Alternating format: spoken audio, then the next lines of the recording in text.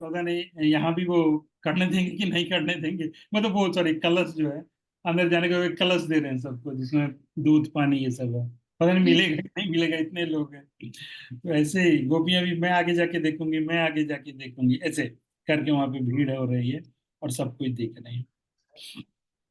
और एक दूसरे से उनकी प्रशंसा कर रही हैं, कृष्ण और बलराम का ग्लोरिफिकेशन कर रही हैं।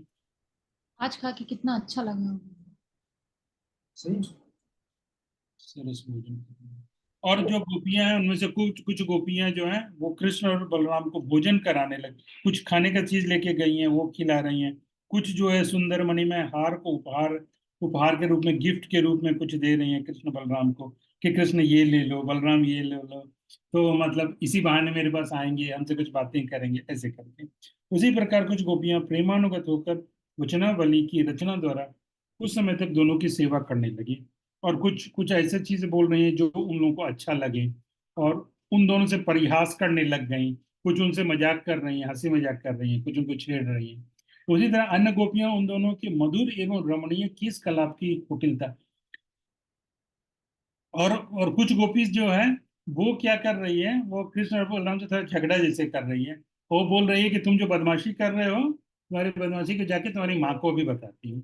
मतलब यहाँ पे जो ये कर रहे हो ना, बछड़ों के साथ पूंछ पकड़ के और मिट्टी में लौट रहे हो, हम जाते हैं और माँ को, तुम्हारी मैया को जाके अभी बताती हैं कि तुम लोग यहाँ पे क्या क्या कर रहे हो, ऐसे करके। और ऐसा करके वो सब गोपियां वहां से चली गई, वहां से खिरक से, जहाँ पे ये बच्चे हैं। और ऐसे दोनों को डांटने भी लगती हैं कुछ गोपियां। तो ऐसे करके वो क्रीड़ा कर रहे हैं। तदंतर यशोदा रोहिणी दोनों, और इधर इधर यशोदा माई और रोहिणी माता दोनों देखती हैं कि ये दोनों बेटा कहाँ चले गए, कृष्ण और बलराम दोनों कहाँ चले गए।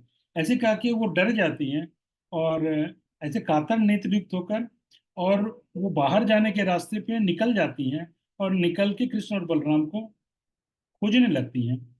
और जैसा कि उस दिन माता जी बोल रहे थे कि मतलब वो रहती है ना गोपियां, जो जो धाई है, जो मेड सर्वेंट्स हैं, वो अलर्ट में रहती हैं कि कहीं दाएं और बाएं ना चले जाए, कि सावधानी हटी और दुर्घटना घटी। मतलब ही बोल रहे थे। तो वैसे उन धाइयों को बोल रही हैं, उन मेड सर्वेंट को बोल रही हैं कि उनको उनको डांट रही हैं कि अरे कहाँ तुम लोग ध्यान नहीं रखती हो, किधर चले गए, कृष्ण और बलराम कहाँ चले गए। और इस ढंग से इस बात को कहने वाली और भौजाइयों के साथ एक संग, और उनकी दूसरी भौजाई जो है, मतलब नंद बाबा के जो भाई की जो वाइफ्स हैं, उन लोगों के साथ घर से निकल गई, और सब ढूंढने लगे कृष्ण और बलराम को। लेकिन ढूंढना ज्यादा मुश्किल नहीं था, क्योंकि कृष्ण और बलराम, उनके पैरों में शंख और कमल ये सब का चिन्ह है। और वो चिन्ह के जो जमीन पे पड़ता है, उनके पैर जो जमीन पे पड़ते हैं, उसके कारण पता चल जाता है कि ये किधर गए होंगे। उसको फॉलो करके वो उस तरफ जाने लगते हैं जिधर वो दोनों गए हैं, लगता है कि इधर से ही गए हैं। ऐसे करके वो जाने लगते हैं, और उधर सामने से वो गोपियां जो कि कृष्ण और बलराम से झगड़ा करके उनको धमकी दे के कह रही हैं कि मैं बताती हूँ अभी यशोदा मैया को जाके, तुम लोग जो है बदमाशी कर रहे हो, ऐसे करके वो सब आ जाती हैं। तो वो लोग बता देते हैं कि इधर है कृष्ण और बलराम। तो फिर यशोदा माई और रोहिणी माता, मतलब उन लोग को इशारा करती हैं, चुप रहना, बताना नहीं, हम धीरे धीरे जाएंगे। और धीरे धीरे जाकर और कृष्ण और बलराम को जाके उस स्थान पे आ जाती हैं, और एकदम झपट के अचानक एकदम झपट के पकड़ लेती हैं उन लोगों को, उनको उनके उनके भुजाओं को पकड़ लेती है। और सारे बच्चे तो भाग जाते हैं, लेकिन कृष्ण और बलराम पकड़ा जाते हैं। तो महिलाएं जो कोई कोई कृष्ण और बलराम का बड़ाई कर रही हैं, उनके फेवर में बोल रही हैं, और कोई कोई उनके अगेंस्ट में बोल रही हैं। और दोनों भाइयों की चंचलता का वर्णन कर रही हैं कि ये लोग यहाँ पे क्या कर रहे थे, क्या उधम मचा रहे थे। कोई उनका फेवर कर रहे हैं और कोई उनके अगेंस्ट बोल रहे हैं। तो इस तरह सब तो ये सब लोग आ जाते हैं, बछड़ों को भी लेके आ जाते हैं। उसके इस समय के बाद ऐसे ही ये समय जो अब आ गया है कि कृष्ण और बलराम अब इतने बड़े हो गए हैं, तो उस समय अब आगे वो लोग क्या करते हैं, उस समय से लेके, मतलब ये रोज की घटना जैसे हो गई, तो उस समय से लेके वो लोग क्या करते हैं कि फिर हर घर घर में जाने लगते हैं, हर गली में जाने लगते हैं, और गोपियों के घर में जाने लगते हैं, और कोलाहल करने लगते हैं, वो लोग शरारत करने लगते हैं, बहुत बड़ा बड़ा शरारत करने लगते हैं। वो दही चोरी करना, दही माखन का चोरी करना, उस ढंग का सब सब शरारत करने लगते हैं, बदमाशी करने लगते हैं। उस समय किसी दिन ब्रजेश्वरी अपने पुत्र की उदंडता को देखने की इच्छा करती हैं, और ब्रजेश्वरी जो है यशोदा माई भी देखना चाहती हैं कि अच्छा ये कितना बदमाशी करता है, ये सब इच्छा को ऐसे देखना चाहती हैं। तो ब्रजेश्वरी के आनंद बढ़ाने की इच्छा करने वाले कुछ व्यवस्था करनी।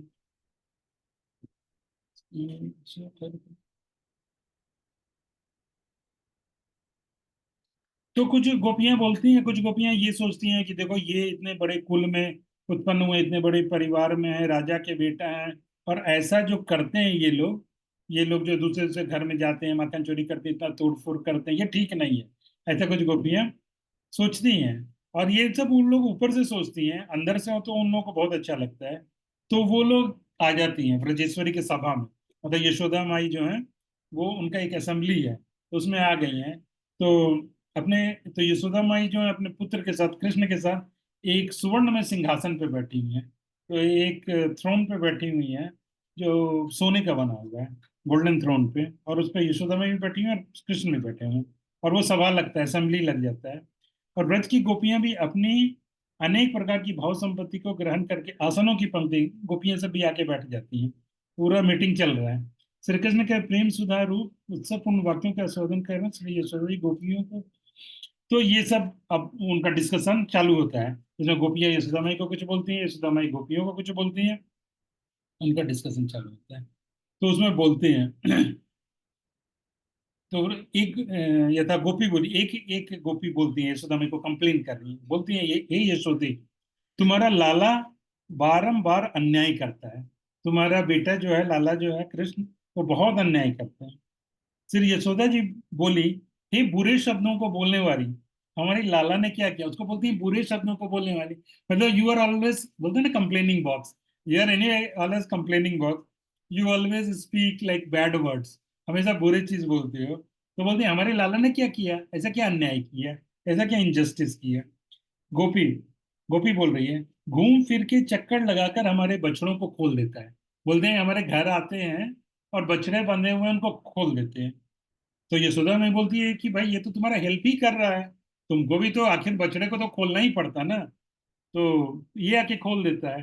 तो गोपी बोलती है कि अनटाइमली बछड़ों को खोलने से तो प्रॉब्लम होता है ना, तो दुख का कारण बन जाता है। यशोदा बोलती है कि ये सब तो ऐसे ही बहाना है, तुम लोग कुछ बहाना बनाती है। तो बोलती है फिर दूसरी गोपी बोलती है, हे स्वामिनी, यह तो बिना कारण ही उपद्रव करता है, मतलब कोई रीजन नहीं है, बट ये जो है आके बहुत डिस्टरबेंस करता है, बहुत बहुत उत्पात मचाता है, बहुत चीजों को डिस्टर्ब करता है। तो यशोदा बोलते हैं, हे कोप करने के स्वभाव वाली। तो यशोदा मैं बोलती है तुम्हारा तो नेचर ही ये गुस्सा करने का है, तो कोप करने के स्वभाव वाली। तो बोलती है कि तुम्हारा तो नेचर ही गुस्सा करने का, तो तुम डांटती क्यों नहीं हो उसको, फटकार दो उसको, डांट दो। गोपी बोलती है कि डांटने पर, फटकारने पर तो यह तुम्हारा लाला हंस जाता है, वो हंसने लग जाता है, अर्थात इसकी मधुर मुस्कान पर हम विमुग्ध हो जाते हैं। और जब वो हंसने लग जाता है तो हम लोग जो है वो विमुग्ध हो जाते हैं, हम उसमें मोहित हो जाते हैं, इतना वो अट्रैक्टिव है, इतना वो सुंदर है। तो इसलिए हम डांट नहीं पाते। तो यशोदा में बोलती हैं कि घर में अगर तुम्हारे कोई चीज नहीं है, मान लो कि कुछ भी नहीं है तुम्हारे घर में, माखन मिश्री लड्डू कुछ नहीं है देने के लिए, तो ऐसे पानी ही दे दिया करो इस लोग को, थोड़ा जल दे के ही इनको सेटिस्फाई करके अपने वश में कर लो, इसको कंट्रोल कर लो। तो गोपी बोलती है अगर हम इसको कोई चीज देना चाहें, ऐसा नहीं कि मेरे घर में माखन मिश्री नहीं है या मिठाई लड्डू नहीं है, लेकिन अगर हम इसको देना चाहेंगे तो उसमें इसका कोई इंटरेस्ट नहीं है, वो फिर लेने में इसका कोई इंटरेस्ट नहीं है। दी हुई वस्तु को ये कब लेता है? या तो घर घर में से चुराई हुई वस्तु की रुचि पूर्वक खाता है। तो इनका क्या इंटरेस्ट है? इनका इंटरेस्ट चोरी करने में, कि अगर उसी चीज को खाएंगे चोरी करके खाएंगे, कोई दे देगा तो हम नहीं खाएंगे। तो यशोदा उसको बोलती है मूर्ख, हे मूर्ख, हे ओ फूल, बोलती है इतनी छोटी अवस्था में, अभी इसका इतना छोटा एज है, ये कैसे संभव है, ये कैसे उचित है? अर्थात इतना छोटा बालक कैसे चोरी कर सकता है, इतना छोटा है अभी कैसे चोरी करता है? तो गोपी बोलती है कि चोरी करने के जितने उपाय हैं, जितने ट्रिक्स हैं चोरी करने के, उन सब उपाय में तुम्हारा लाला पूरा गुरु है। अरे ये पूरा गुरु है तुम्हारा लाला, ये सारे चोरी करने के ट्रिक्स में। यशोदा, हे मिथ्यावादिनी, तू जो कुछ कह रही है यह सब कार्य होना संभव नहीं।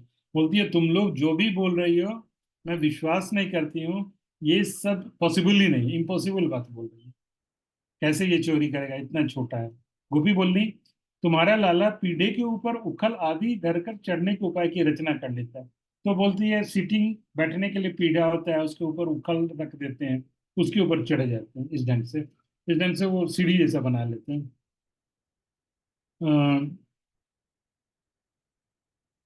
जिसको बोलती है अरे देख, बोलते हैं देख वे दुग्ध आदि सब वस्तु जिस प्रकार उसको पीढ़ा के द्वारा प्राप्त ना हो सके, ऐसा उपाय, कोई ऐसा ट्रिक निकालो कि पीढ़ा पे और उखल पे चढ़ने से भी उसको वो नहीं मिले।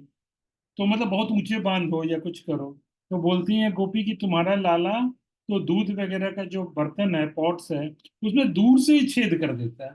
उनके हाथ में एक स्टिक रहता है, तो स्टिक से सीधे ऐसे करके मारते हैं, उसमें छेद हो जाता है। या तो कंकड़ मार देते हैं या कुछ ऐसा करते हैं, तो वो छेद हो जाता है। और उससे वो लोग दूध छाछ वगैरह पी लेते हैं। यशोदा, इस पात्र में यह दुग्धादि यह बुद्धि इसको किस प्रकार आई? यशोदा एक क्वेश्चन कर दी, भाई उसको कैसे पता चला कि इतने सारे पॉट्स हैं, कौन सा पॉट खाली है या कौन से पॉट में दूध है ना? दूध वाले पॉट को छेद, ये ऐसे वो कैसे समझता है? तो गोपी बोलती है कि भीतरी बुद्धि के अनुसार अनुमान के द्वारा वस्तु पहचानने में तो वह तुम्हारा पुत्र बड़ा चतुर है। बोलती है गेस करने में, कि मतलब इसमें ही वो होगा, इसमें वो होगा, एज अ गेसिंग पावर में तो ये पूरा एक्सपर्ट है। बोलती है इसमें पूरा गेस करके सही गेस कर लेता है। जैसा बोलती है, अरे तू जैसे कहती है उस प्रकार के गुणों से युक्त यह बालक का है। मैं तो देखती हूँ ना भाई, मैं तो इसके साथ ही रहती हूँ, डेली इस बच्चे के साथ रहती हूँ। मैं देखती हूँ कि तुम लोग जो भी कंप्लेन कर रही हो, जो इसका कैरेक्टरिस्टिक है, ऐसा तो कोई कैरेक्टरिस्टिक है नहीं इसमें, ऐसे तो कोई गुण नहीं है इसमें, ऐसे तो कुछ नहीं है। हाँ, गोपी को बोला कि इस प्रकार से गुप्त करने की रीति को जानते थे। तो बोलती है यशोदा में दूसरा उसको उनको उपाय बोलती है कि तुम्हारे घर रूपी गुफा में, मतलब एक कोई ऐसा कमरा रहता है ना जहाँ स्टोर स्टोर रूम वाला है, जहाँ पे एकदम डार्क रहता है। बोलती है वहां पे रख दिया करो ये सब दूध और दही, तो वहां पे तो चोरी करने का डर नहीं रहेगा, क्योंकि अंधेरे में जाने में तो बच्चों को तो डर लगता है, किसी को भी डर लगता है, और बच्चों को तो और भी अंधेरा हो ऐसा डार्क, एकदम डार्क कमरे में। तो बोलती गोपी बोलती है कि जिनका शरीर ही दीपक के समान प्रकाश कर देता है, इनके बॉडी से ये फलजेंस निकलता है, और वो ऐसा है जैसे कि एक दीपक जल जल रहा हो। तो उसमें वो अंधकार क्या काम करेगा? वो तो जैसे उस अंधेरे रूम में घुसते हैं, घर में घुसते हैं, कि सारा अंधकार दूर हो जाता है। यशोदा बोलती है अरे देख तो सही। यशोदा मैं फिर उसको क्रॉस करती है, बोलती है कि देखो तो, कृष्ण को देखो तो सही, इसके शरीर पे कुमकुम पुता हुआ है। उनको पूरा पाउडर वगैरह जो है वो पूरा लगा हुआ है, कुमकुम रेड कलर का जो रहता है। तो कुमकुम सब पुता हुआ है, तो दीपक का कार्य कैसे करेगा? इसका एफल्जेंस तो कुमकुम से ढक गया है। तो गोपी बोल रही है कि मणियों के तेज से तुम्हारा लाला अंधकार को कुछ नहीं जानता। ऑर्नामेंट जो पहनते हैं, ये ऑर्नामेंट से मनी है, और ये मनी से प्रकाश होता है, लाइट होता है, तो इसके कारण वो अंधकार को कुछ भी वैल्यू नहीं देते हैं। तो बोलते हैं यशोदा में, अब यशोदा में डिफेंसिव होके बोलती हैं तो भाई ऐसा कौन सा बच्चा है जो ऑर्नामेंट्स नहीं पहनेगा? उस समय की बात है। तो बोलते हैं ऐसा कौन सा बच्चा है जो अलंकार रहित होगा, जो ऑर्नामेंट्स नहीं पहनेगा, जिसको ज्वेल नहीं पहनाया जाएगा, मनी नहीं पहनाया जाएगा? गोपी बोलती है अरे मैया, तेरे लैला का और भी तो कौतुक सुन। बोलती है कि और भी सुनो इसका कारनामा। यह आप खाए तो हूँ सहे, बंदरों को भी जबरदस्ती खिला देता है। बोलती है खुद खा ले तो भी हम टॉलरेट कर लेंगे, चलो बच्चा खा रहा है, नहीं तो खुद भी खाता है, बंदरों को भी खिलाता है। तो गोपी बोलती हैं बंदर जब खाने में असमर्थ हो जाते हैं, तब दूध दही के पात्रों को फोड़ देता है, वेस्ट भी करता है, बंदरों को भी खिलाता है, और जब बंदर भी अब नहीं खा रहे हैं, तो उसको वो दूध दही को, मतलब उसका जो बर्तन है उसको फोड़ देता है। कहीं तो ये भी लिखा हुआ है कि जब बंदर का पेट भर गया और वो खाने के लिए मन, मतलब वो नहीं खाते हैं, तो बोलते हैं कि ये इतना बेकार माखन है, इसको तो मंकी भी नहीं खाता, इसको तो बंदर भी नहीं खाते हैं, ऐसे करके फेंक देते हैं सबको। तो सब दूध दही के बर्तन को फोड़ देते हैं, और उन पात्रों को बंदर के जूठे बताता है, और बोलते हैं कि ये सब जूठा हो गया है, बंदर खा लिया, इसलिए सबको फेंक दो। और बच्चों को रुला देता है, जो छोटे छोटे बच्चे हैं उनको रुला देता है। इसमें बोलते हैं मुझे तुम्हारी बात पे विश्वास नहीं होता है, अतः बड़ी बूढ़ी श्रेष्ठ गोपियों को पूछोगी, तुम लोग जो है बहुत बोलने वाली हो, बड़बड़ बड़बड़ करने वाली हो, उलाहना देने वाली हो, तो तुम्हारे बात पे हमको विश्वास नहीं है, कोई जो सीनियर गोपीज हैं, जो एजेड गोपी हैं, उन लोगों से पूछेंगे। तो बोलती हैं, तो फिर गोपियों का कंप्लेन चालू है। बोलते हैं कि ये छोटे छोटे जो बच्चे हैं उनको तो वो यूरिनेट भी करा देता है घर में, और घर में यूरिनेट करा देता है, और बोलता है कि ये उसका ये देखो ये यूरिन नहीं है, ये तो एक्चुअली ऑयल है, ये तो तेल है जो गिर गया है, ऐसे करके। और बोल रही है, गोपी बोल रही है, तुम्हारे आगे ही यह तुम्हारा लाला धीर गंभीर स्थिर की तरह मूर्ति बन के खड़ा है। अभी तुम्हारे सामने तो ऐसा सज्जन बन के खड़ा है, कितना जेंटल है, और एकदम कितना सीरियस है, कितना ग्रेव है, ऐसे एक मूर्ति के रूप में खड़ा है। लेकिन बाहर इसका कुछ रंग ढंग अलग ही है, ये गोपी में। तो गोपियों को लाने से यशोदा जी को जो विश्वास नहीं हुआ। यशोदा, अरे गोपी तेरी यह वाक्यों की पूर्ति आश्चर्यजनक है। गोपियों, यशोदा माई बोलती है बहुत आश्चर्यजनक है जो तुम लोग बोल रही हो। तो गोपियों के लाने से यशोदा माई को जो विश्वास नहीं हुआ, तब दोबारा विश्वास सा प्राप्त कराती हुई गोपियां बोली, अरे मैया, तेरे लाला ने इन पूर्वोक्त माखन चोरी आदि चरित्रों में आश्चर्य नहीं करना। कारण यह है कि अत्यंत गुप्त इंद्रियों का समूह। तो बोलते हैं कि ये माखन वगैरह जो चोरी करता है, इसको बहुत आश्चर्य मत समझना, क्योंकि सारे इंद्रियों का समूह जो है वो नेत्र है, आंख है। और मतलब तुम्हारा लाला जो है वो सबकी इंद्रियों को भी चुरा लेता है, मतलब सबके चित्त को भी चुरा लेता है। He also steals heart of Brajvasi, heart of the gopis. सबके चित्त को चुरा लेता है, एंड दे बिकम स्टन। उनके सारे इंद्रियां जो है ऐसे, वो सब ठगी सी खड़ी रह जाती है। ऐसा लगता है जैसे वो एक मूर्ति बन गई हो। उनके आंख कान नाक सब काम करना बंद कर देते हैं। उनकी इंद्रियों को, उनके चित्त को, उनके हार्ट को भी चुरा लेता है। अतः उस पुरुषोत्तम श्री कृष्ण के अपहरण करने योग्य कौन सी वस्तु है, ऐसा कौन सा चीज है जिसको ये नहीं चुरा लेते हैं। हर चीज को चुरा लेते हैं। अपने प्रेमी भक्तों का, जो उनके लविंग डिवोटी हैं, उनके तन को, उनके मन को, उनके धन को, सारी वस्तुएं हर लेने के कारण उनकी सारी चीजों को ले लेते हैं, और इसी के कारण उनका नाम हरि है। ऐसा बोलती हैं कि उनका तन मन धन सब लेते हैं, मतलब सब उन पे न्यौछावर हैं। उनका पूरा जीवन ही इनके ऊपर न्यौछावर है, इसलिए वो हरि कहलाते हैं। इस प्रकार मिथ्या रूप पोषण किसी चेष्टा करने नहीं। गुणवती गोपियों द्वारा कहे गए अपने माखन चोरी के चरित्र को सुनकर, चंचल दृष्टि से अपने कानों को छूकर, श्री कृष्ण का मुख कमल भावांतर के कारण झटपट ही दूसरे विलक्षण वर्ण का होगा। तो ऐसे जब गोपियां बोल रही हैं, तब क्या बोल रहे हैं? अपना अपना अपना ही वो ग्लोरिफिकेशन सुन रहे हैं ना, कृष्ण कैसे चोरी करता है, ये वो है। वैसे सुन के उनको यशोदा माई के सामने पूरा कंप्लेन चल रहा है, पूरा असेंबली लगा हुआ है, सारी गोपियां बोल रही हैं, यशोदा माई डिफेंड कर रही हैं, कृष्ण का कंप्लेन हो रहा है, कृष्ण भी वहीं पे हैं। तो उनको जो है उनके चेहरा का रंग बदलता है, और बोलते हैं, चंचल दृष्टि से अपने कानों को छूकर, क्या वर्ड यूज करते हैं, चंचल दृष्टि से अपने कानों को छूकर, मतलब अपने आंख से अपने कान को छूते हैं। मतलब आंख जो है ये साइड में आएगा, ऐसे आएगा ना, शरमाने के कारण आंख इधर साइड में आएगा, ऐसा। और उनकी आंखें तो बड़ी है, यहाँ तक कानों तक जाती है, तो ऐसा लग रहा है कि आंख जो है वो कान को छू रहा है। तो वो बोल रहा है कि उनकी आंखें चंचल है, और वो ऐसा कानों को छूकर, मतलब वो शर्मा रहे हैं, उनका इतना कंप्लेन हो रहा है, और उनका चेहरा का रंग बदल रहा है क्योंकि इतना कंप्लेन हो रहा है। उसको देखकर हंसती हुई यशोदा के प्रति अभिशाप सा देती हुई, ऐसा लग रहा है कि गोपियां यशोदा माई को श्राप दे रही है, हंसते हुए। एवं हंसती हुई उन गोपियों ने कहा, यदि हम सब तुम्हारे पुत्र के साधु चरित्र के विषय में कृतार्थता को प्राप्त ना कर सके, तो बोलती हैं कि तुम्हारा जो बेटा तो एकदम साधु है, और ये इसका साधु का जो कैरेक्टर होता है ना, साधु आप समझते हो ना, जेंटल। तो वो साधु का जो कैरेक्टर है, हम तो बोले आपको इतना, यशोदा माई को, यशोदा हम तुमको इतना बोली, लेकिन तुम उस पर विश्वास नहीं कर रही हो, तो कोई बात नहीं है। जल्दी ही इसका ये जो साधुपना है, इसका ये जो इसका ये जो जेंटल कैरेक्टर है, तो जल्दी तुम्हारे घर में भी ये मैनिफेस्ट होगा, जल्दी तुम्हारे घर में भी प्रकट हो जाएगा। अर्थात यह माखन चोरी करता है कि नहीं, इसका परिचय तुमको तुम्हारे घर में ही मिल जाएगा। ज्यादा दूर जाने की जरूरत नहीं है। हम लोगों के बातों पर विश्वास नहीं हो रहा है, ठीक है, कोई बात नहीं, चिंता मत करो। जल्दी घर में ही तुमको पता चल जाएगा कि तुम्हारा बेटा कितना भोला भाला है, कितना साधु है, कितना जेंटलमैन है। तो जब वो गोपियां हंस हंस के बोलती हैं, क्योंकि गोपियां तो चाहती हैं कि कृष्ण आए उनके घर, वो तो माखन मथती हैं, और उसको रखती हैं और सोचती हैं कब आएगा लाला, कब आएगा लाला, हमारे घर कब आएगा। लेकिन जब आते हैं उसके बाद फिर इस ढंग से वो देखती हैं छुप के, कभी उनको पकड़ती हैं और यशोदा माई को कंप्लेन करती हैं। तो ये बेसिकली वात्सल्य का ये रस वर्धन है।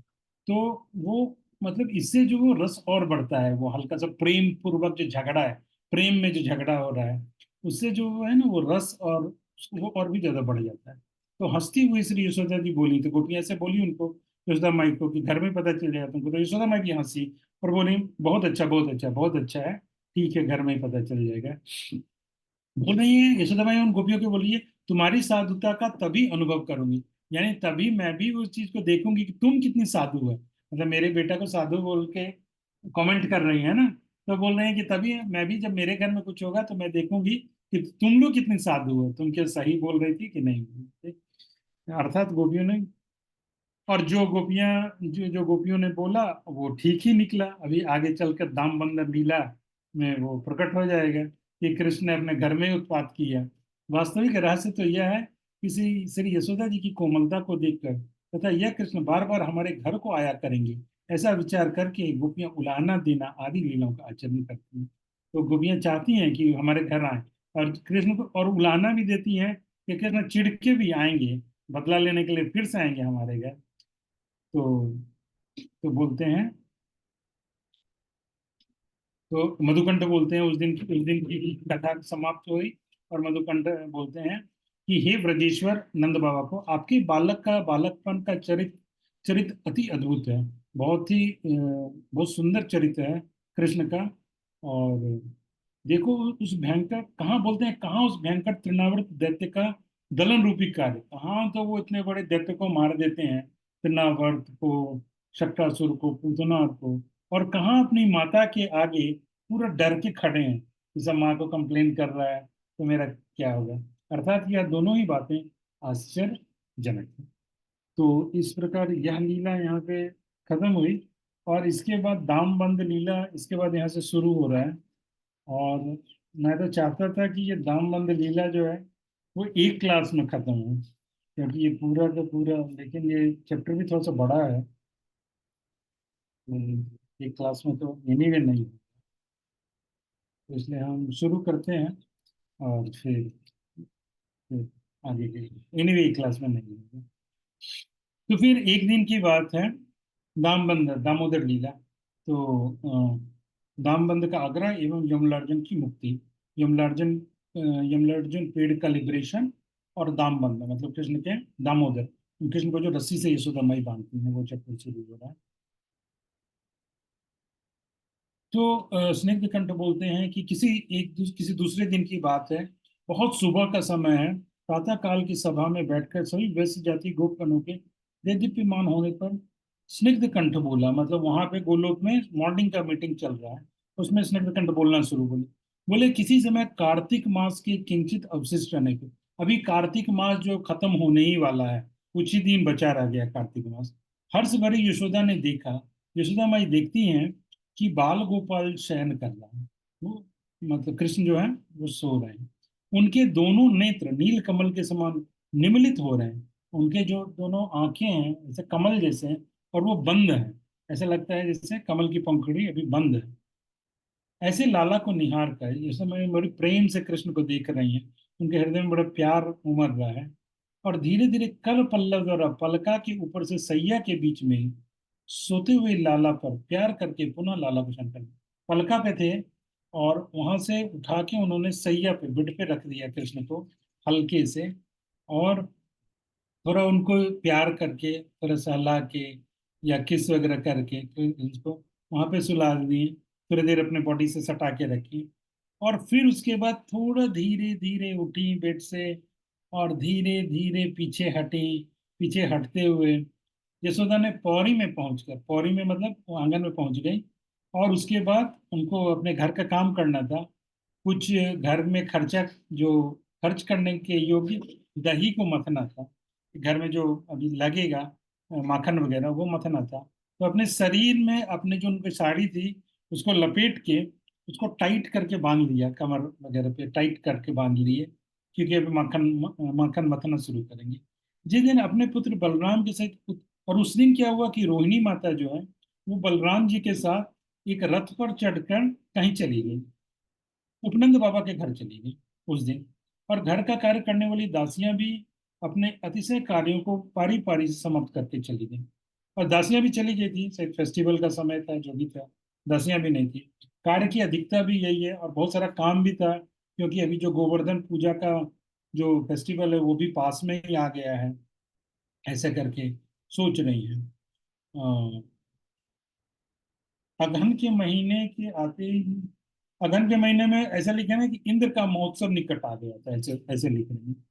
तो अगहन के महीने में जो भी हो, तो उनको ज्यादा काम है, तो ऐसा करके यशोदा माई वो माखन, खुद से माखन चढ़नी करने के लिए आती है।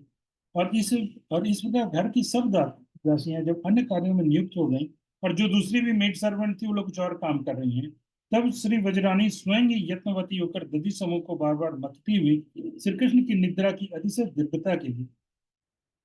तो मतलब यशोदा माई माखन मथना शुरू की हैं, माखन दही को मथना शुरू की हैं। और वो सोच रही हैं, और जैसे बोलते हैं ना, मना रही हैं कि कृष्ण अभी लंबे समय तक सोते रहें, लंबे समय तक वो सोते रहें, जल्दी जगे नहीं, लाला भी बहुत देर तक सोते रहें। इसी ध्येय से गायन करती हूँ। वो गाने गाने लगती हैं, कृष्ण का चरित्र ही गाती हैं। एकमात्र कृष्ण के ऊपर ही अपने मन प्राणों को अर्पण कर, उनका मन और प्राण जो है कृष्ण में ही लगा हुआ है। उसी के ध्यान में एकाकार होने के कारण उन्हीं के बारे में वो सोच रही हैं। और वहां आंगन से वो देख रही हैं, बेड पे जहाँ पे कृष्ण सोए हुए हैं, या उस रूम में देख रही हैं, श्री कृष्ण के श्रीमुख को ही देखती हुई। वहां से वो कृष्ण का मन, या तो मन में देख रहे हैं या वहां मुंह रूम में देख रही हैं। श्री कृष्ण के श्रीमुख को ही देखती ही सर्वतोभाव से उनके चरित्र को ही गाने लगी, कृष्ण के ही चरित्र को गाने लगी। सुखदेव गोस्वामी भी यहाँ पे बोल रहे हैं कि सुखदेव गोस्वामी भी बोलते हैं कि एक दिन जब घर की सब दासियां दूसरे दूसरे कार्यों में थी, सारी मेड सर्वेंट दूसरे दूसरे कार्यों में थी, तो नंद गेहिनी श्री यशोदा स्वयं दही मंथन करने लगी। यशोदा माई जो है वो बटर चढ़निंग, ये जो है दही का चढ़निंग करने लगी। उस समय श्री कृष्ण के बाल चरितमय के जो गीत थे उनका स्मरण करती हुई गाने लगी।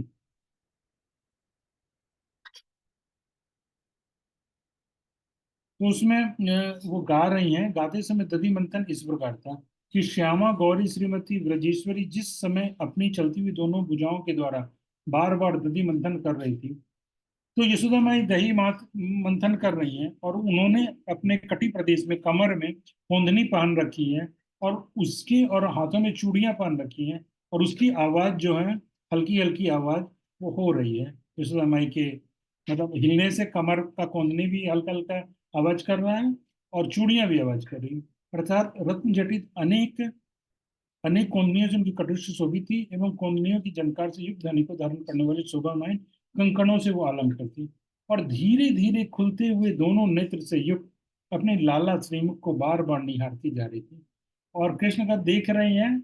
और कृष्ण की आंखें जो वो धीरे धीरे खुल रही, हल्का हल्का खुल रही, और यशोदामाई गा रही हैं, बोल रही हैं कि हे लाला कन्हैया, तुम इस ब्रज में ब्रजराज के कुल के भूषण अर्थात मुकुटमणि हो। You are crest jewel, your crest jewel in the Gokul, in Gokul, and in this family lineage, ऐसे बोल रही हैं। इन सब ब्रजवासियों ने बहुत पुण्य किया था, कुछ तो इन लोगों ने महान पुण्य किया है ब्रज को लोगों को, इसलिए तुम उन सबके सुख समूह के उत्पन्न करने वाले, इसलिए तुम आए हो और सबको इतना सुख देते हो अपने लीला से, अपने एक्टिविटी से। सब लोग इतना इतना सुख पाते हैं। तो सभी के, तुम्हारी तुम जो लीला करते हो सभी के नेत्रों को आनंद देने वाली है, उसको सबको बहुत खुशी मिलता है, आनंद की उत्पत्ति है। जिससे ऐसा जो तुम्हारा जन्म हो से उसके द्वारा तुमने गौ समाज को आनंदित कर दिया है। तुम्हारा जन्म हुआ, और जन्म का जो फेस्टिवल हुआ तो सब लोगों ने कितना एंजॉय किया था।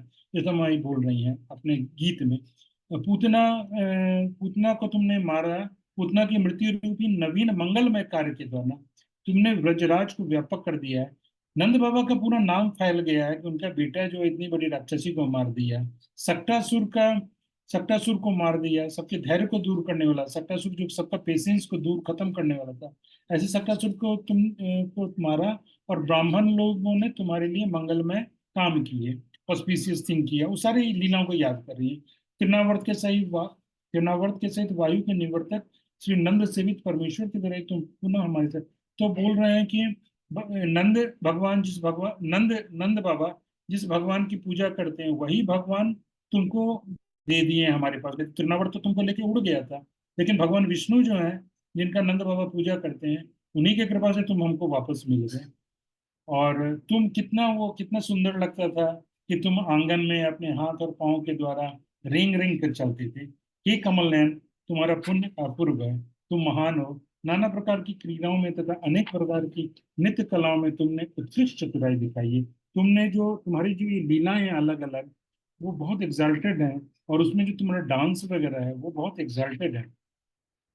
और तुम छोटे छोटे बच्चों का पूंछ पकड़ लेते थे, और पूंछ पकड़ के उनके साथ घसीटते थे।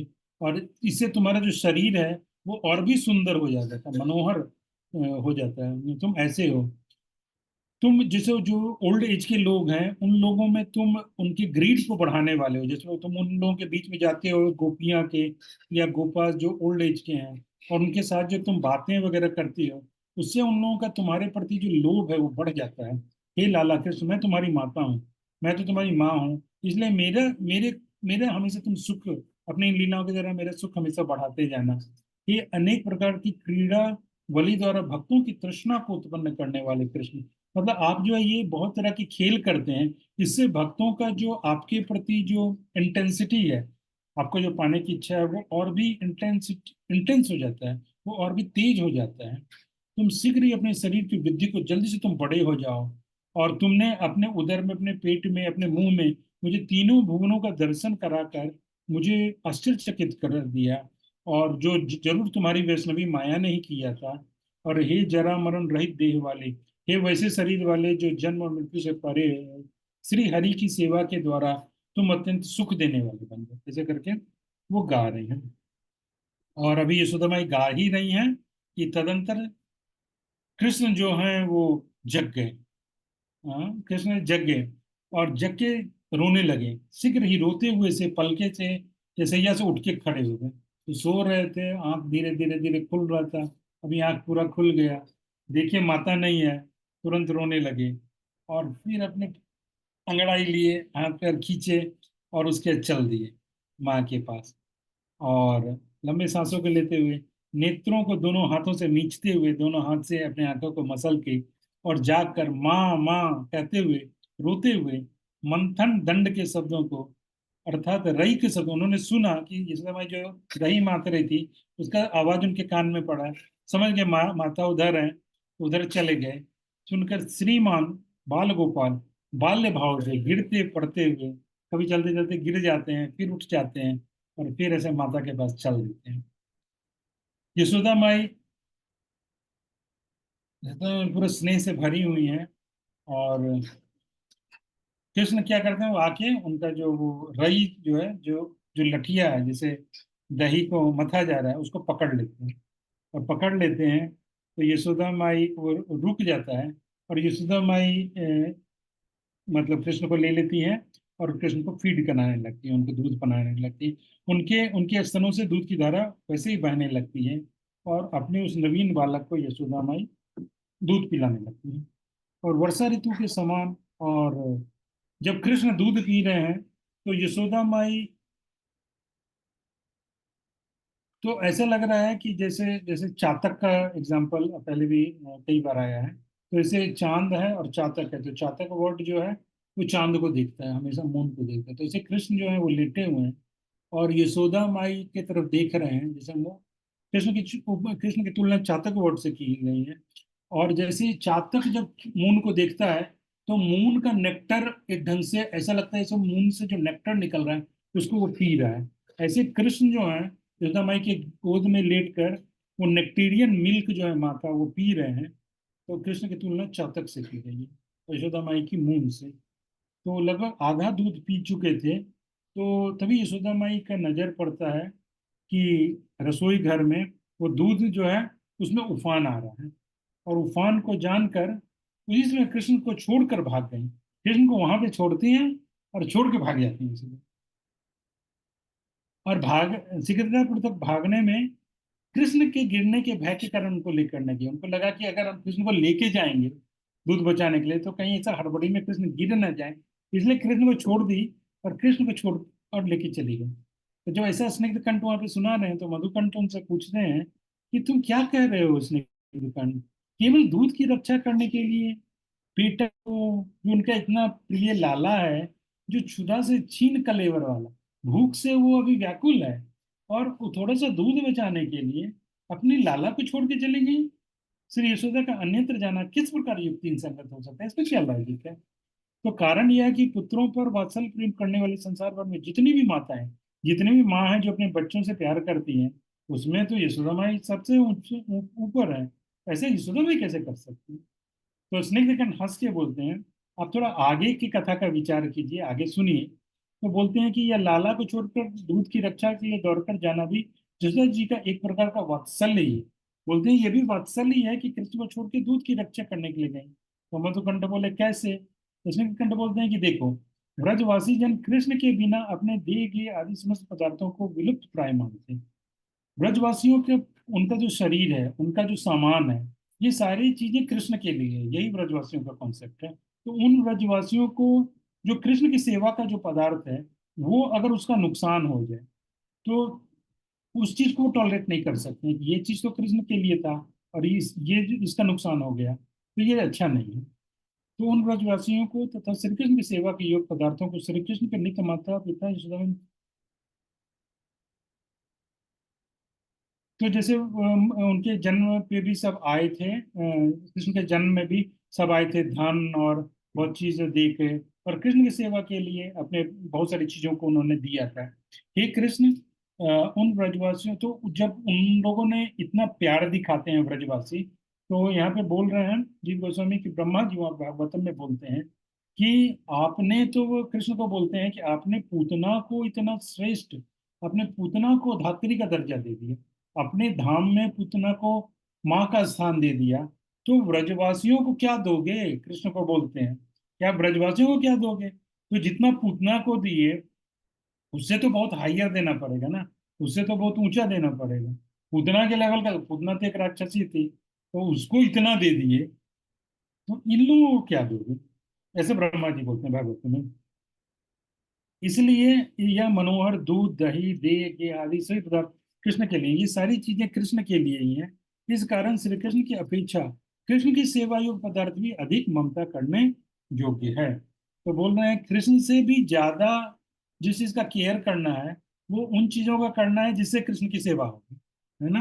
आराधना नाम सर्वेशम, विष्णु आराधना परम, तस्माद परतरम अन्य तदीया नाम समर्चनम, जो जो श्लोक है, शंकर भगवान पार्वती जी को बोलते हैं आराधना नाम सर्वेशम, सारे आराधना करने वाले में विष्णु आराधना परम, विष्णु की ही आराधना, उनकी जो पूजा है वो सबसे ऊंचा है।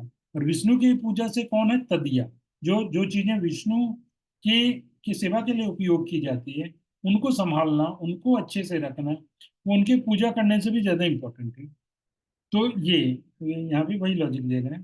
तो अधिक ममता करने योग्य यह भाव भक्ति प्रधान ग्रंथों में विशेष पूर्वक जाना है। भक्ति ग्रंथों में ये चीज बताया गया है। तात्पर्य यह है कि कृष्ण की अपेक्षा श्री कृष्ण की प्रिय वस्तुओं में अधिक अनुराग है। कृष्ण का जो प्रिय चीज है, उससे भी अधिक अटैचमेंट होना, उसका भी अधिक केयर करना, ये बहुत इंपॉर्टेंट है। तो इसलिए यशोदा माई ने ऐसा किया। और दूसरा ये भी है कि यशोदा माई का वहाँ पे इंटेंशन इंटेंशन भी देखा जाता है कि वो कृष्ण की सेवा के लिए उन्होंने ये किया कि वो दूध जो है वो कृष्ण के ही है, कृष्ण के लिए ही है। उसे दूध से दूध पिएंगे, या दूध से दही जमेगा, दही से माखन बनेगा, माखन कृष्ण खाएंगे। सिद्धांत जब इस प्रकार का है,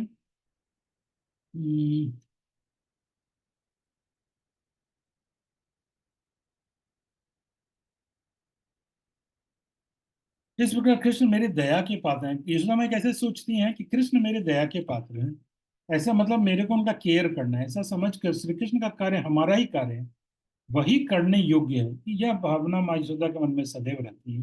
हमेशा वो ये सोचती हैं कि कृष्ण का काम जो है वो तो मेरा ही काम है, और वही करने के योग्य है, यही हमेशा यशोदा माई का फीलिंग रहता है। अतः इस प्रकार के स्नेह की अनेक परिपाटियों को वे ब्रजवासी जान सकते हैं, तो वही लोग समझ सकते हैं इस स्नेह को। ये बोल रहे हैं जिनके द्वारा किया गया तारजन ताड़न आदि भी, अर्थात डांट डांट फटकार को भी कृष्ण, ये ब्रजवासी मेरा लालन नहीं कर रहे हैं, ऐसा मानते हैं। जब ब्रजवासी कृष्ण को डांटते फटकारते हैं तो कृष्ण को बहुत आनंद आता है। यहाँ पे तो बोल रहे हैं कि मेरा लालन कर रहे हैं। एक्चुअली कृष्ण को ज्यादा मजा आता है उसमें, बजाय इसके कि जब वेद उनका स्तुति करते हैं। तो ऐसा मानते हैं कि कारण माता पिता की डांट फटकार भी बालक के लालन पालन के ही अंतर्गत में है। और वैसे भी अगर माँ बाप डांटते हैं तो बच्चों को पालने के लिए ही, उनके ग्रोथ के लिए ही ये सब किया जाता है। तो ये बात है। तो स्नेह के कारण कभी कोई पुरुष जन पर क्रोध भी उत्पन्न हो जाता है, और कभी कभी प्रेम के कारण नहीं, जो जो जिसका हम केयर कर रहे हैं उसके ऊपर क्रोध हो जाता है। किंतु वह क्रोध स्नेह का बढ़ाने वाला ही होता है, लेकिन उस क्रोध से स्नेह और बढ़ जाता है, प्रेम और बढ़ जाता है। तो देखो, स्निग्ध मेघ में भी जैसे बोल रहे हैं कि बीच मेघ में, क्लाउड में भी ऐसे कभी कभी कैसे थंडर बोल्ट चमकता है, बिजली चमकती है। तो क्लाउड तो हालांकि स्निग्ध है, पूरा पानी से वो सिक्त है, लेकिन उसमें जो थंडर बोल्ट है वो अग्नि है। तो थंडरबोल्ट का कंपैरिजन किया गया है वो अग्नि से, मतलब क्रोध से। और जो हृदय है यशोदा माई का या ब्रजवासियों का, वो उस मेघ के, उस वर्षाकालीन क्लाउड के जैसा है जिसमें पूरा पानी भरा हुआ है। तो वैसा उनका प्रेम भरा हुआ है। लेकिन उसमें कभी कभी जो बिजली चमकती है यानी क्रोध, तो वो उसका शोभा को और बढ़ा देता है। तो इस चीज को यहाँ पे बोल रहे हैं।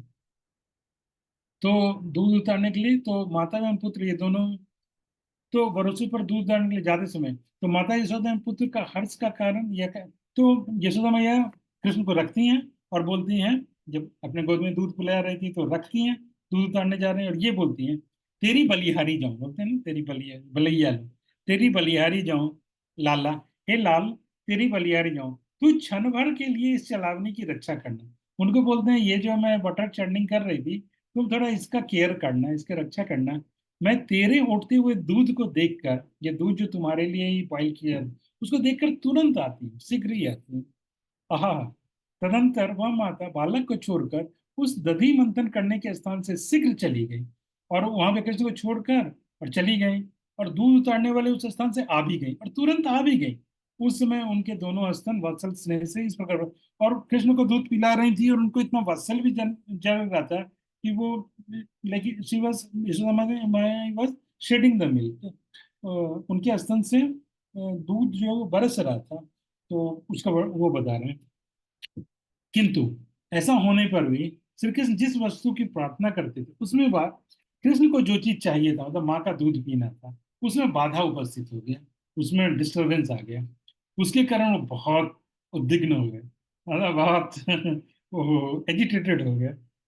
तो क्रोध से कृष्ण के नीचे के होंठ फड़फड़ाने लगे, नीचे के होंठ ऐसे कांपने लगे, और अपने रक्त वर्ण के अधर को नीचे ऊपर के दोनों दांतों से दबा कर रोना, अपने होठ को दांतों से दबा लिया और दबा के रोना शुरू कर दिया, तथा अध चले भरी हुई इस चलावनी को सिलोटिया के बटना से खंडित कर दिया। गुस्सा इतना था तो वो जो डंडा था, उसी डंडे से निकाल के और उस पॉट को फोड़ दिया।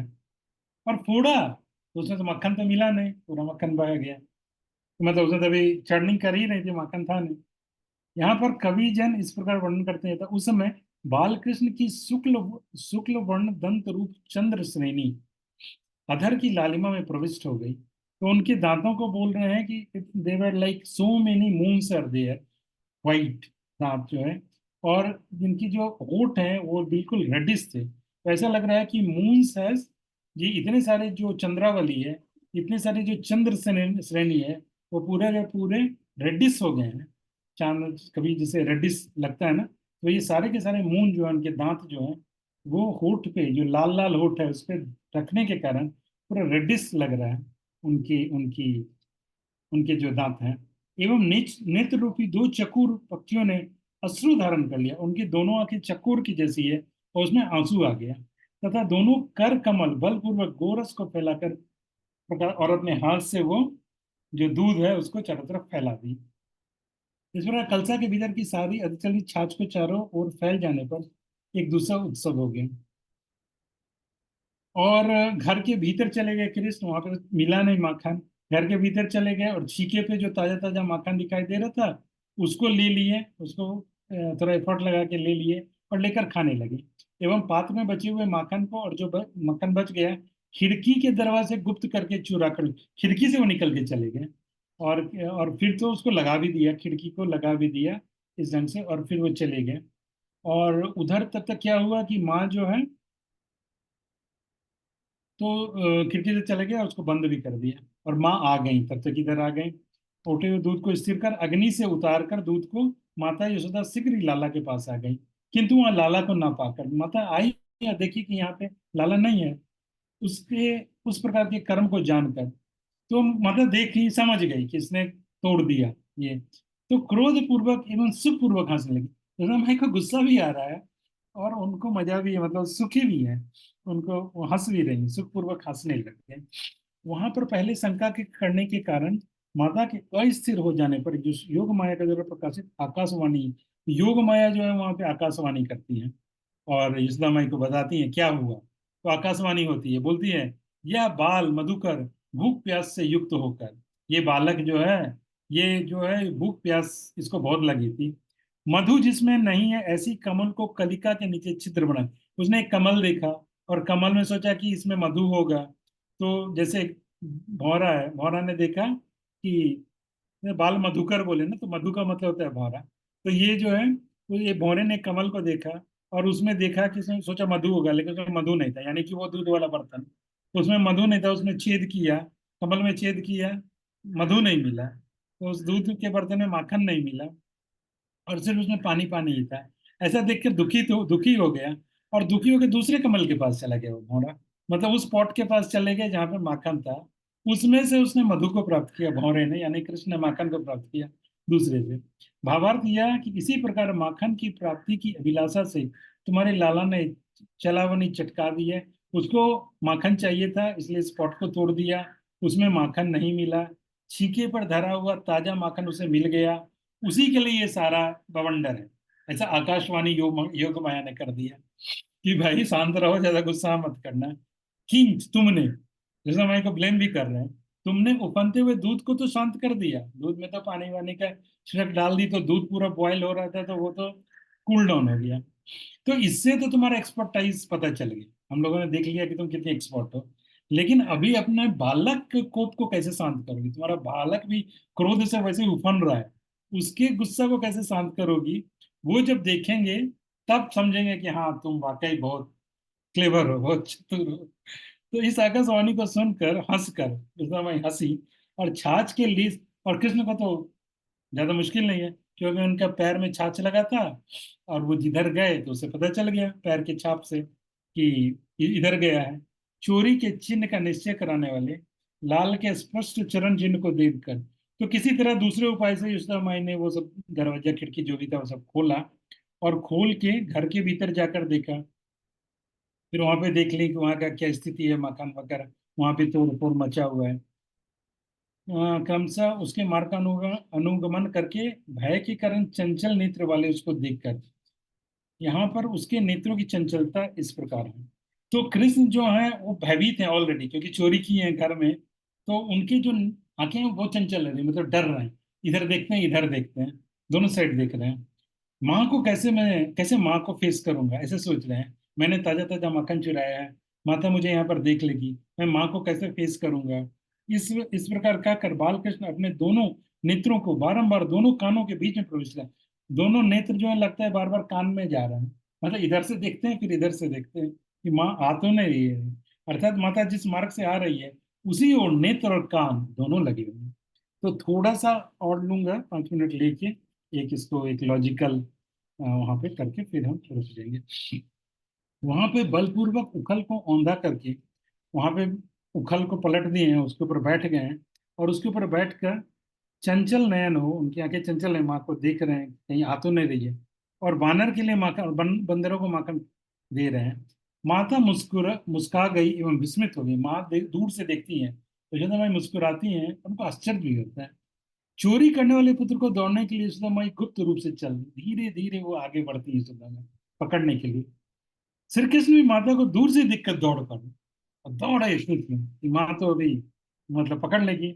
लोक में ये बात प्रसिद्ध है कि चोर के सैकड़ों नेत्र होते हैं, धन की रक्षा करने वाले के दो ही नेत्र होते हैं। बोलते हैं कि घर का जो स्वामी है, घर का जो मालिक है, वो दो नेत्र से अपने धन की रक्षा करता है, लेकिन जो चोर है उसकी हजारों आंखें हैं, उनके हंड्रेड्स ऑफ आईज हैं, सैकड़ों नेत्र हैं, उन सैकड़ों नेत्रों से उस चीजों को चुरा लेता है। तो बल से गर्वित वह बानर भी माखन खाकर तृप्त हो गया था। वो बंदर भी सेटिस्फाई हो गया था माखन मिलके। और पश्चात वस्त्र से वेष्टित एक लठिया को हाथ में लेकर यशोदा माई को देखता है बंदर की, वो जो है हाथ में एक लाठी लेके आ रही है। भाग के वो एक पेड़ पे चढ़ जाता है बंदर। और तदंतर दौड़ते हुए पुत्र के पीछे पीछे माता भी, और कृष्ण आगे आगे भाग रहे हैं, यशोदा माई पीछे पीछे भाग रही हैं। और दौड़ते समय यशोदा माई के पूरे बाल में बहुत सारे फूल लगे हुए हैं, तो सारे फूल जो हैं वो गिरने लगते हैं। और यशोदा माई बोलने लगती हैं। यहाँ पे भागवतम में मुझे याद है कि ये वर्णन आता है, ये प्रभुपाद के परपोर्ट में, ये कृष्णा बुक में मुझे याद आता है कि वो सारे फूल गिरने लगे। और वो ऐसा कर रहे थे जैसे मान लो कि यशोदा माई को हेल्प कर रहे हो, कि मेरे ऊपर आपका भी वेट है, तो हम लोग निकल जाते हैं ताकि आपका वेट थोड़ा कम हो जाए और आप और ज्यादा तेज से दौड़ सके। तो ऐसा सोच के फूल उनके बाल से गिरने लगे। तो यहाँ पे बोल रहे हैं कि पीछे पीछे माता तदंतर दौड़ते पुत्र के पीछे माता भी दौड़ पड़ी, और उनके बालों से फूल गिरने लगी, और बोली, अरे चोर राज तू कहाँ जा रहा है। कृष्ण को बोला, अरे चोर राज, चोरों के राजा तुम कहाँ जा रहा है। यह बात सुनकर अत्यंत अप्रकट रोने से, अभी कृष्ण थोड़ा सा रोना रोने जैसे हो गए, इवन हंसी के कारण।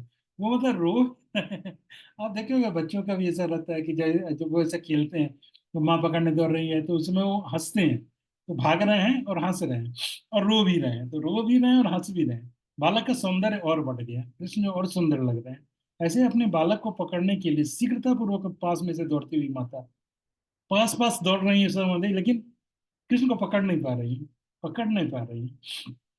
और उसका एग्जाम्पल दे रहे हैं कि जैसे पश्चिम दिशा में, मतलब वेस्ट से एक बहुत बड़ा रेनी क्लाउड है, और ईस्ट में एक छोटा सा क्लाउड है, और एक बहुत विंड चल रहा है, तो बहुत बड़ा रेनी क्लाउड जो है वो फिर भी वो छोटे से जो क्लाउड है ईस्ट में उसको नहीं पकड़ पा रहा है, ऐसा वो यहाँ पर उपमा दे रहे हैं।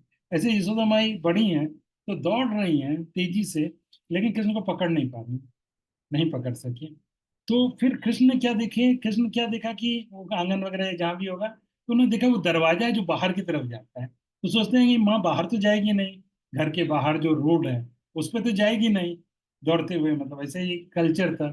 तो कृष्ण उसी डायरेक्शन में भागते हैं, रोड पे भागते हैं कि माता वहाँ, लेकिन माता क्या सोचती है, अभी तो दिन का समय है, कोई लोग तो है नहीं, सब तो जंगल वंगल चले गए, और ये सब कोई वहां पे है नहीं। इस बात को जाके यशोदा माई भी वहां पे आ जाती है, रोड पर दौड़ रहे हैं, तो भी कृष्ण को पकड़ नहीं पाती हैं। तो जब तक कृष्ण आगे देखते हुए दौड़ रहे थे तब तक वो पकड़े नहीं गए।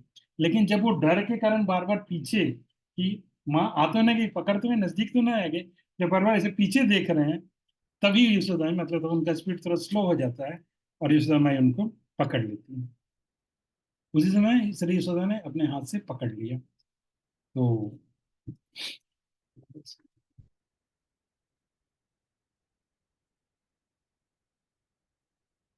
मैं ये सोच रहा था कि shall we कंटिन्यू और shall we स्टॉप हियर, या हम कंटिन्यू करें, या क्योंकि ऑलरेडी टाइम हो गया, या नेक्स्ट क्लास में विल कंटिन्यू, क्योंकि अभी यहाँ पे थोड़ा है, उन दोनों के बीच का वो सब है, डायलॉग वगैरह है। तो ठीक है, हम इसको अगली क्लास में करेंगे, क्योंकि इतनी जल्दी तो नहीं है।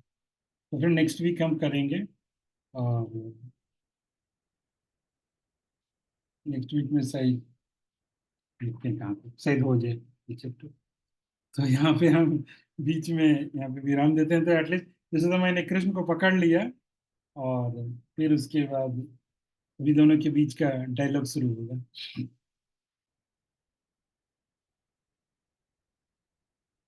तो जैसे पकड़ थोड़ा सा दो चार सेंटेंस, तो माता की क्रोधात्पत्ति को दूर करने वाला, जैसे देख लिए कि माता बहुत गुस्से में है, तो इसलिए उनके गुस्से को दूर करने के लिए कृष्ण रोना शुरू कर दिए जोर से, एवं शरीर में धृष्टता की, और उन्होंने बहुत डेयरिंग काम किया था, तो उससे अपने को बचाने के लिए उनका शरीर भी कांपने लगा। हाँ, कंपन उत्पन्न कर दिया, अर्थात कांपने लगा। किंतु अभिनय का मार्जन नहीं किए, लेकिन अभी भी ढीठ बने हुए हैं, मतलब अभी भी ये इज नॉट बिकम हम्बल, वो अभी भी मतलब अड़े हुए हैं, है ना।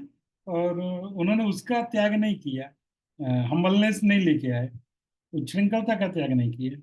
तो तब माता थोड़ा सा पढ़ लेती हैं। तब माता अपने बालक के मुख को हठपूर्वक अपने सामने सम्मुख कर दी, तो उनका जो मुंह ऐसे है उसको उठाती है, माँ ऐसे कर उठा रही है मुंह, उठा रही है। कृष्ण ने तब तब अपने मुंह को रुखा करके, और बार बार वो कृष्ण जो है वो अपने मुंह को नीचे छुपा लेते हैं, क्योंकि माखन लगा हुआ है ना, तो माँ जो है माखन देख नहीं लेगी, दिख न जाए, तो इसलिए बार बार मुंह छुपा रहे हैं माया। और माँ उठाती है, तो माता बोलती है, माता भय दिखाती बोलती है, कृष्ण को डराती बोलती है, हाँ बड़ी कष्ट की बात है। अरे कृष्ण, तुम यदि घर में ही चोरी करना चाहते हो तब तो मेरे हाथ में धरी लठिया को जरा देख लो। बोलते हैं अगर तुम घर में ही चोरी करना चाहते हो तो मेरे हाथ में जो स्टिक है उसको देख लो।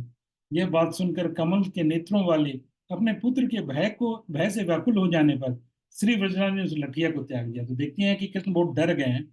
तो डर गए हैं तो यशोदा उस छड़ी को छोड़ देती है।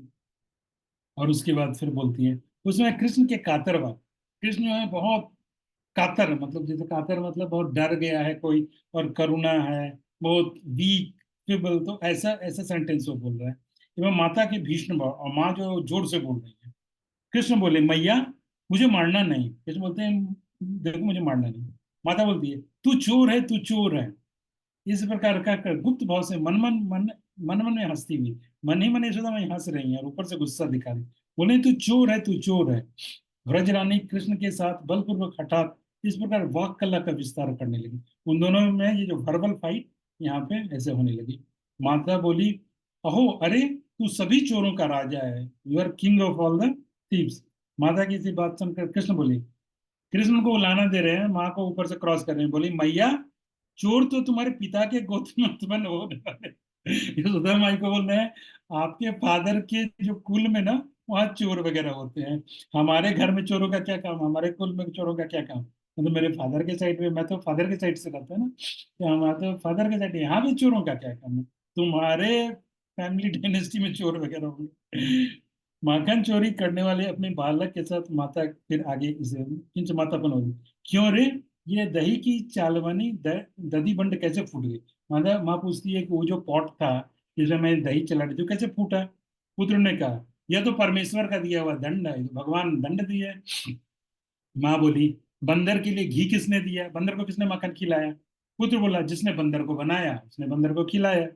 माता बोली, मैं तो यही शंका करती हूँ कि यज्ञ के लिए भी जो ताजा माखन वगैरह सब निकाला जाता है वो सब तू खा जाता होगा।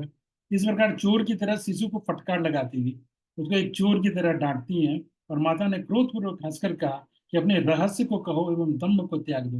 माता के इस प्रकार पूछने पर नेत्रों से रोना आरंभ करके पुत्र ने कहा, माता बोलते, सही सही बताओ क्या बात है। तो रोने लगे और बोले, देखो, अभी कृष्ण भैया को समझा रहे हैं, बोले देखो, जिस समय तुम दूध उतारने के लिए हड़बड़ा के बहुत तेजी से बहुत वेग से दौड़ी थी, तो तेरे चरणों में, तेरे पैरों में कंडुलाओं के संघर्ष से, मतलब वो मोटा मोटा कड़ा जो पहनते हैं ना, वो कड़ा तुम पहनी हुई हो पैर में, और वो कड़ा लग गया वो पॉट से, और पॉट से लगने के कारण पॉट टूट गया, फूट गया।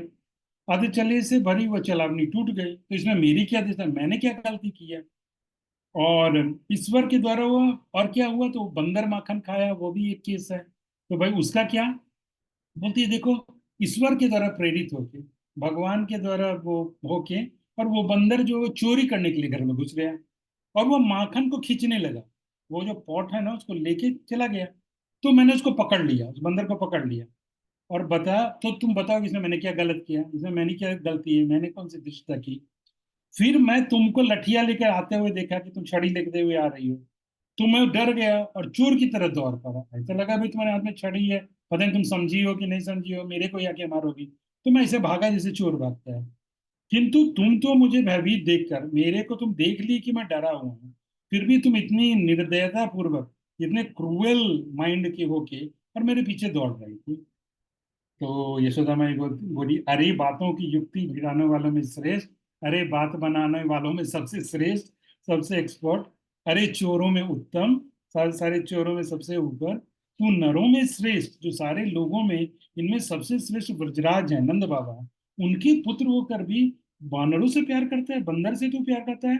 अतः तू वानरों के स्वभाव वाला, तुम बंदर जैसे ही हो। माता की ऐसी बात सुनकर भयभीत होकर इशारे से, अब उनको डर भी लग रहा है कि कहीं मैया मारेगी, तो इस भयभीत होकर इशारे से किंचित भय दिखाते हुए पुत्र ने कहा। तो कृष्ण भी सोचे कि अब वो भी तरह नाले पे डाला मारेंगे, तो बोले ठीक है, अगर मैं बंदर हूं तो बंदर तो जंगल में रहता है, तो मैं जंगल ही चला जाऊंगा, वन में ही प्रविष्ट हो जाऊंगा।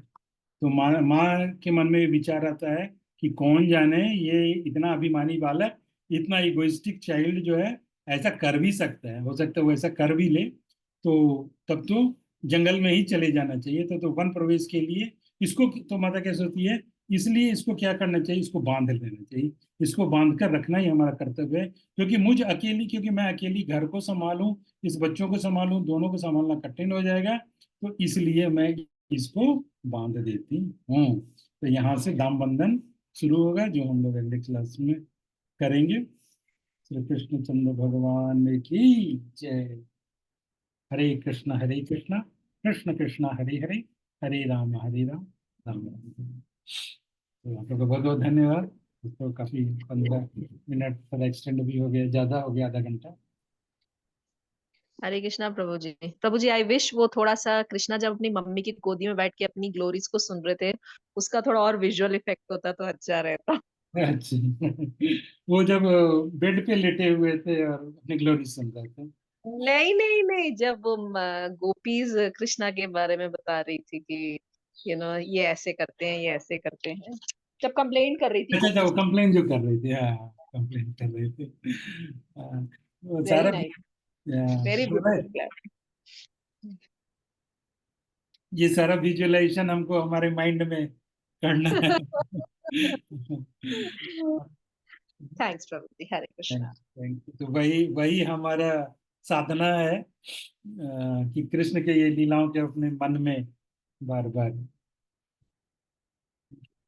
और किसी का कोई कमेंट या question? Hare Krishna, Prabhu. Jaidev, Hare Krishna. Wonderful class, Prabhu.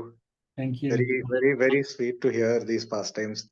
I actually I had one doubt, one thing just to clarify with you. Um, in fact, today morning, while I was listening to your previous class YouTube videos, I was thinking, when will the fruit seller pastime come? अच्छा, And it turned out to be today. I'm really happy to hear. That's one of my favorite pastimes may also. Be lord has fulfilled your desire. Yeah. Yes, Prabhu. So I was just as you were narrating that pastime, you also added that the point of how she goes back home and realizes about the jewels in her basket, and then she says, that this is of no worth when compared to the jewel of bhakti, for love for Krishna.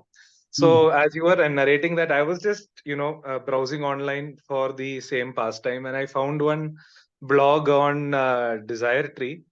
Some devotee has elaborated this pastime and written there. But they have not cited any source of which scripture they have based on which the elaborations are written. I'll just mention some of the points that the devotee has mentioned there. So one thing is, it's written that, of course, she's a fruit seller from Mathura who goes around selling fruits, and apparently one person tells her about the birth of Krishna at Nand Baba's house, and describes how beautiful he is, that everyone is attracted to him. So she also has the desire to go and see Krishna, and apparently she goes there, and the first day she goes and she doesn't see him, second day, third day, so like that 2-3 days she goes in that area near Nand Baba's house and in that surroundings, but she doesn't see. And apparently, I mean, this is what is written in that blog, that when she generally, when she's going out to sell the fruits, she tells, come buy bananas, mangoes, this, that. But she cannot shout this when she goes to there. She's apparently calling out Krishna's names. It's in here what that devotee has written is, she's calling out Govind, Damodar, Madhaveti, like that. I really don't know whether there is any specific mention by acharyas in this format, but this is what she has written there. Like I said, I didn't see any citation of which scripture she has taken it from. Then, of course, the same events happen, like you narrated about Krishna giving the grains, and ultimately she going back with the basket and all the jewels are there. And finally, it has been written there that same thing. She throws away the jewels into the Yamuna, and then nobody knows what happens to her. But she, in her deepest desire was to have motherly affection for Krishna. and that ultimately she gives up her body, and that Krishna gives her a position of a mother in Golok Vrindavan. Okay. So I just wanted to check with you, Prabhu. Have you heard anything, this version?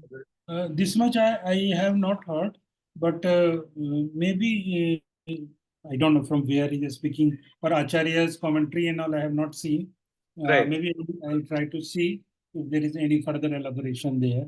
Yes, Prabhu. The Yes. commentary. Yeah. But Like, because I know, like you said, it is a very short pastime. Even I think from where you have referenced it, Gopal from Gopal Champu also, it is not really elaborated.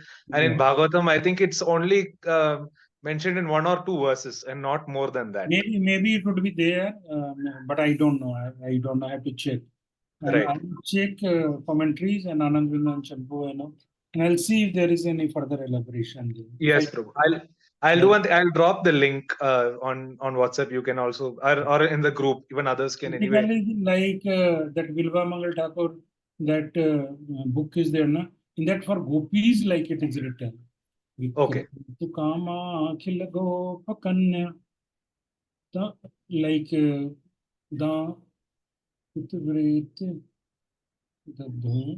विक्रेतु कामाखिल गोपकन्या मुरारी पादार वित चेत वृत्ति दध्यादिकं मो Vasad वोचत Govind Damodar माधवेति. Like in that it is mentioned for gopis, that gopis they are going to sell this butter and dahi, curd, butter and all.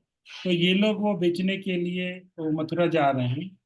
Okay. तो कामा अखिल गोप कन्या, ये गोप कन्या जो है, और इन कामा मतलब यहाँ पे वो कामना लेके they are going with the desire to sell butter curd ये सब.